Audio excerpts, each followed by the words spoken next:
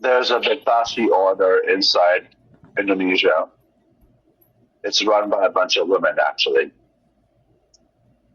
Presently, they are having a succession problem because the previous matriarch died, but they were the ones who maintained their, Kaysanite heritage. Because I'm not Indonesian, I don't really know the full ins and outs of it. Indonesia is like a very closed society, so it's not. I don't know.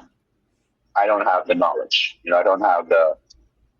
They're not like an open. They're not an English open book. There's only so much you can learn. Yes. What I do know is because when I was talking to a Kaysania scholar about this, what she basically explained was that the thing is, in early Shia Islam and even today, it's completely normal for many sects to believe in multiple chains simultaneously. And even many Sufis are like this, right? So, for example, it's very common for many Sufis, to believe in all 12 Imams, right? Even though officially many of them reject them, or so they're told to reject them by their scholars. Many Sunnis, Sufis especially, believe in all 12 Imams, and they even believe that the 12th Imam or the 12th Shia is the 12th Imam, right? And they believe he will be the one who will return. They'll even say, we believe in all 12 Imams. We believe the 12th Imam is in quotation, blah, blah, blah. But we just don't agree with the Shia narrative.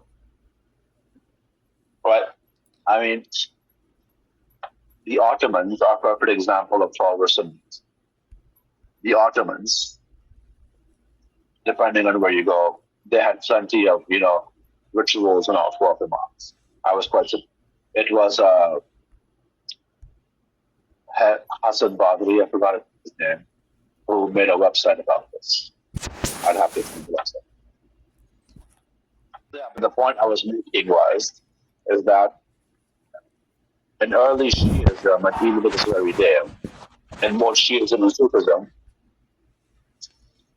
you have people who believe that all the Sufi lineages are correct, and even the Imamates are correct, right? You have people who believe that, all these lineages have a common providential purpose, which by the way, all Muslims already believe in.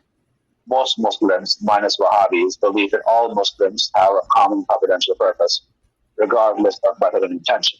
But the nuance is that a Shia or a Sufi would say that these differences were made intentionally. That there's a divine design, a providential design, that Allah is the best of final design, as the Quran says, in all these different sects. So a conventional Kaysanite would say that, it's okay for us to have our line and the 12 virtues have their line, the Ismailis to have their line, because we are all aiming for the same kingdom of God. As I was saying, I know for a fact that the Aga Khan, the Ismaili Nizaris, everyone in their elite circles, all of them, all the families, without exception, all of the elite families, they believe both the 7er and 12er line are correct, right? Many of them believe the 12th Imam, the 12th Shia. They believe he's going to be the true Imam, right? Even Seth Karni came to believe by the end of his life that both the 7er and 12er line were correct, but the 12th line was like more Batini, right? So this is it's a very common, what I find the most convincing part to me, something that I was quite shocked at, in Islamic history that I was going over, is that everyone acknowledges there's something special about the 12er line.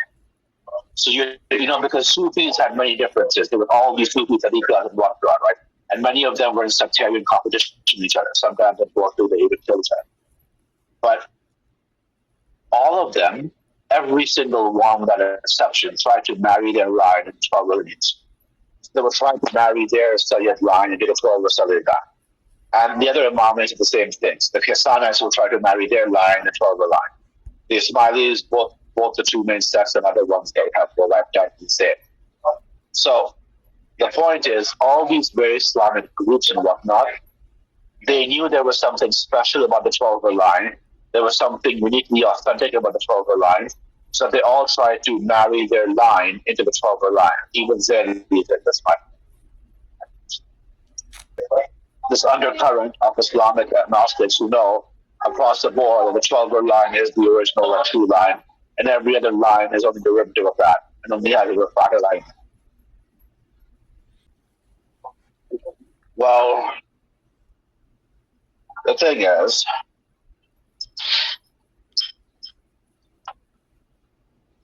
the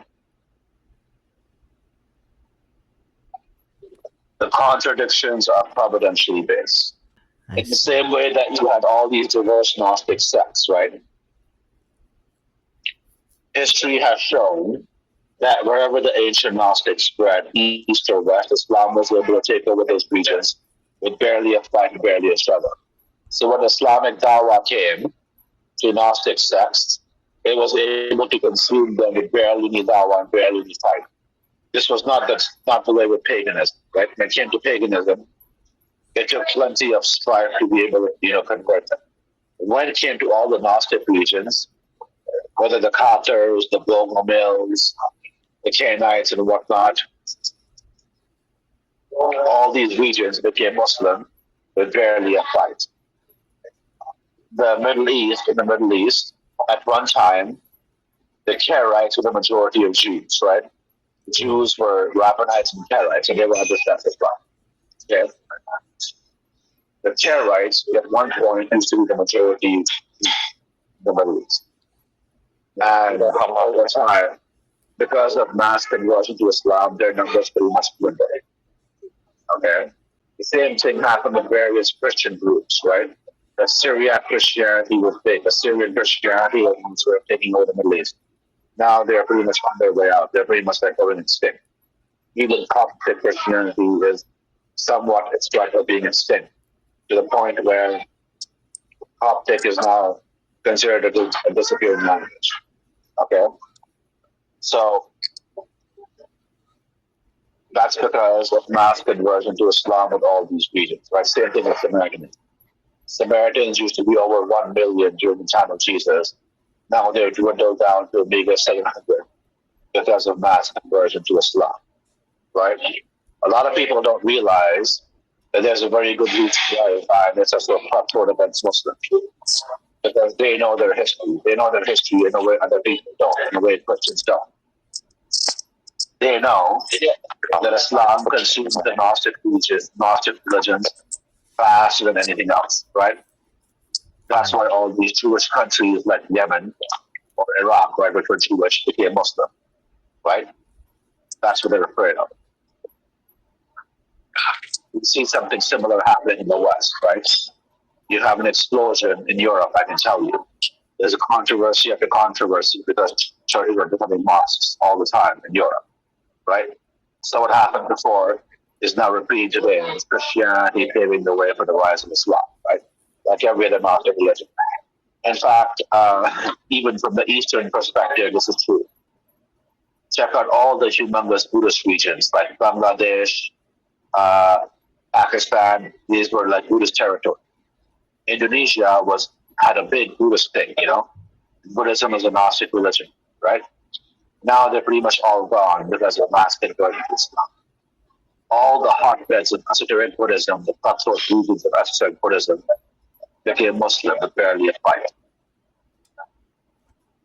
In the same way that Iraq and the entire Mesopotamian Talmudic academies, all these regions of Talmudic academies, these humongous regions of Talmudic academies, what happened to all of them? You can Wikipedia and Talmudic academies. They all became Muslim, more so Shia Muslim. All the holy cities of Shia Muslims are actually former regions of previous Talmudic academies. Can you imagine if the Vatican became Muslim? This is what this means to Judaism in terms of their mass conversion to Shia Islam. Right? This is the reason Zionists are so cutthroat against Muslims.